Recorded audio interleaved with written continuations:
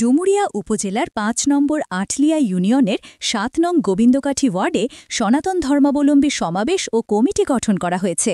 গতকাল ২ ডিসেম্বর রাত ৮টার সময় উক্ত কমিটি গঠনের সময় উপস্থিত ছিলেন উপজেলা নায়েবে আমির মাওলানা হাবিবুর রহমান, সনাতনী কমিটির ডুমুরিয়া উপজেলার সেক্রেটারি অধ্যক্ষ দেবপ্রসাদ মণ্ডল, মাগুরখালী ইউনিয়ন সহকারী সেক্রেটারি ডা সুজিত বাবু, আটলিয়া সভাপতি মাওলানা মতিউর রহমান, সেক্রেটারি মঈন উদ্দিন, রাজাপুর মাদ্রাসার ইংরেজি প্রভাষক আসাদুজ্জামান শেখ, চাকুন্দিয়া ওয়ার্ড সভাপতি মাওলানা আব্দুল জলিল, বরাতিয়া ওয়ার্ড সভাপতি মাহবুবুর রহমান, ইউনিয়ন টিম সদস্য বাহারুল ইসলাম গাজী, যুবনেতা মেহেদি হাসান, গোবিন্দকাঠি ওয়ার্ড সভাপতি আব্দুল গফুর, সাবেক মেম্বার প্রবোধ বাবু প্রমুখ সহ আরও অনেকে।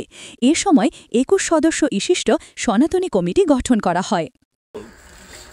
এবং আরও উপস্থিত আছেন আমাদের ১৪ নম্বর মাগুরখালী ইউনিয়নের সহসভাপতি ডাক্তার সুজিত সরকার এবং অত্র ৫ নম্বর আটলিয়া ইউনিয়ন জামাত ইসলামীর সম্মানিত সভাপতি, বারবার নির্বাচিত মেম্বার এবং প্যানেল চেয়ারম্যান বিশিষ্ট আলেমে দ্বীন মাওলানা মতিউর রহমান সহ সঙ্গী সাথীবৃন্দ এবং আমার সামনে মন্দিরে উপস্থিত ভক্তবৃন্দ, সবাইকে ধন্যবাদ।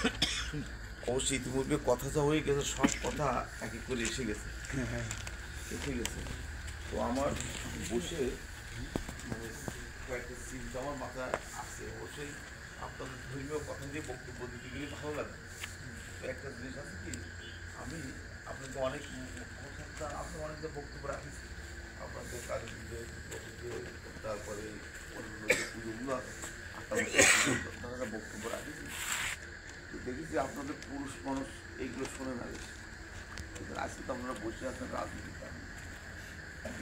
কিন্তু শুনে আপনারা মহিলারা বেশি। কারণ আপনার ছিল মা দুর্গা, মা কালী, ওইগুলো আছে ওরাই শুনে বেশি। আর আমাদের পুরুষ মানুষ কিন্তু একটু শোনে বেশি। এই জন্য আমি বারবার বলতাম, তারা এসে তারা বলছে ভালো হতো। আমি সপ্তাহে দেখেছি বরিদার সব মাঠে পুজোর সময় সপ্তাহে পুরুষ মানুষ খায় আসলে ওই দোকানে বাদাম খায়, বসে বসে চা খায়, বিড়ি খায়, এই সমস্ত কাজ। আমি বলছি এর কাজটা কি, এই করবে কেন? ধর্মের কথাগুলো ছেলে মেয়ে তো শেখ মুজিবুর রহমান আওয়ামী লীগ তো এখন নিরঙ্কুশভাবে এদেশে ভোট পেয়ে গেল, কিন্তু পাওয়ার পরে তো তারা সেই জিনিসটাকে সে ধরে রাখতে পারল না। দেখেন একটা জিনিস, আপনারা জ্ঞানী আছেন, ৭১ সাল দেখেছি, আমিও ৭১ সাল দেখেছি। বিষয়টা আছে কি, যুদ্ধ হলো মুসলিম লীগ পাকিস্তান আর আসলে বাংলাদেশের আওয়ামী লীগ ছিল, তারাই ছিল নেতৃত্বে, ধরলাম এই দুটো বাহিনী যুদ্ধ হলো।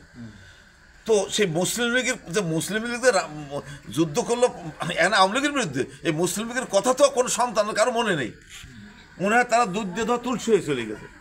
আজকে মনে করেন আওয়ামী লীগ ক্ষমতায় ছিল, আওয়ামী লীগ আয়নাগর করেছে, অনেক কিছু করেছে, শেখ হাসিনা, আমরা এই কথা বলি।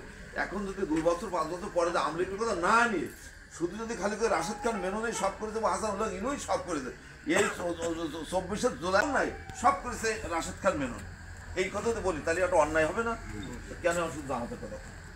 জামাত তো তখন সাধারণ রাষ্ট্রের বাইরের একটা কি ছিল, লোকজন ছিল না।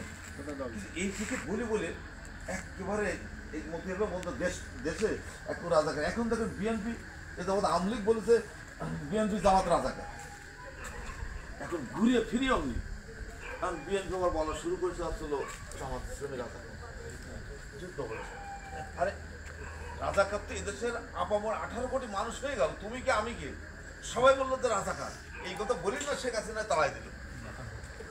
তাহলে রাজাকার হতে কেউ বাদ নেই, হিন্দুরা রাজাকার হয়েছে।